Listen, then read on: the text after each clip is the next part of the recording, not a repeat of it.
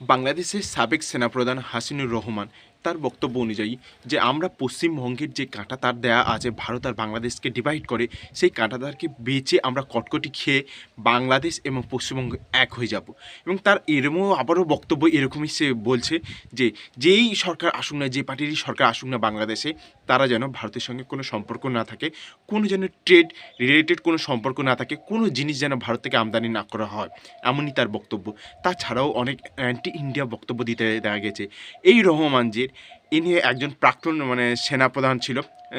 এর এর আগেও এমনও অভিযোগ ছিল, যখন শেখ হাসিনার টাইমে ছিল তখন এর অভিযোগ ছিল যে এ নাকি জঙ্গি কার্যকলাপের সঙ্গে যুক্ত, এবং তারপর অনেক দিন নিখোঁজ হয়ে যায়, তারপরে সে হঠাৎই ব্যাক করে, এমনই তার হিস্ট্রি। আর এখন সে একদম পুরোপুরি অ্যান্টি ইন্ডিয়া স্টেটমেন্ট দিতে শুরু করেছে। বহুবার শেখ হাসিনার বিরুদ্ধে কথা বলেছে, তারপরে অ্যান্টি ইন্ডিয়া।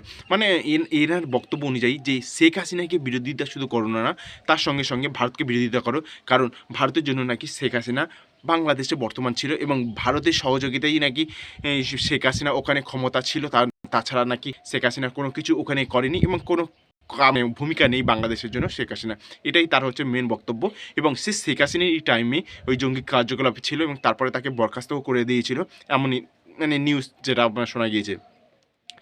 বক্তব্যটা হলো যে এর আগে বহুবার আমাদের নর্থ ইস্টে ত্রিপুরা বা অরুণাচল বা সিকিম এইসব জায়গাগুলো এরা দখল করে নেওয়ার জন্য, মানে এদের সো কল্ড যারা পলিটিক্যাল এখন স্টুডেন্ট আছে, ইনকলাব মঞ্চ বা এনসিপি বা অন্যান্য যে পার্টিগুলো আছে, যারা জামাতের পার্টিগুলো আছে, তারা সেভেন সিস্টার বা নর্থ ইস্টে যে বিভিন্ন রাজ্যকে এরা দখল করে নেওয়ার কথা চলছিল। এবার তো এদের বক্তব্য অনুযায়ী যে এরা এবার পশ্চিমবঙ্গকেও দখল করে নেবে। আর এর বারবার এই রহমানের এইরকম বক্তব্য আসতে দেখা গেছে যে ভারতের সঙ্গে ট্রেড রিলেটেড কেন রাখছো, ভারতের সঙ্গে সম্পর্ক রাখছো কেন, ভারতকে কেন আমদানি করছো, অথচ দেখা যাবে যে এর ভাতে যে পেঁয়াজ পড়ে, যে আলুটা পড়ে, যে চালটা যায়, সেটা হয়তো ভারত থেকেই যায়। হয়তো ভারত থেকে যায়, সেটা খেয়ে বাড়িতে খেয়ে বাইরে এসে এটার বিদ্রোহ করে।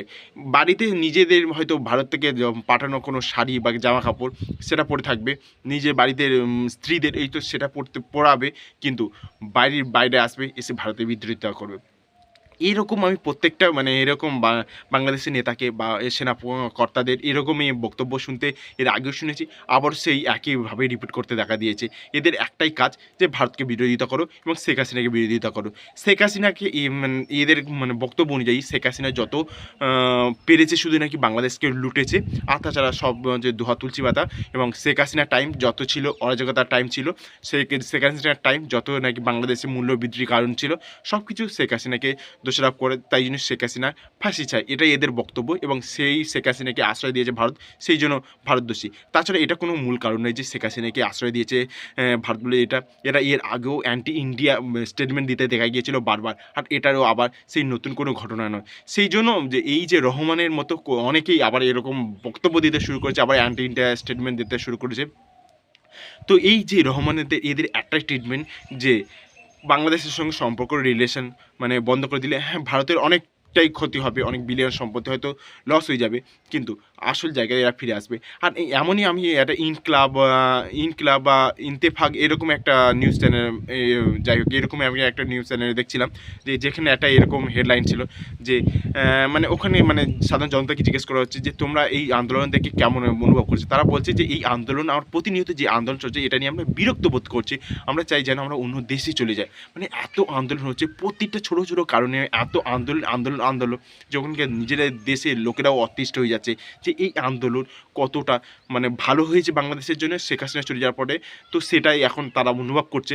তো শেখ হাসিনার হয়তো বাংলাদেশের আবারও প্রয়োজন আছে, কারণ এখন যা পরিস্থিতি, জানি না বিএনপি যে কেমন করবে, কিন্তু শেখ হাসিনা এখন যা পরিস্থিতি দেখলে দেখা যাবে যে ব্যাটারি ছিল।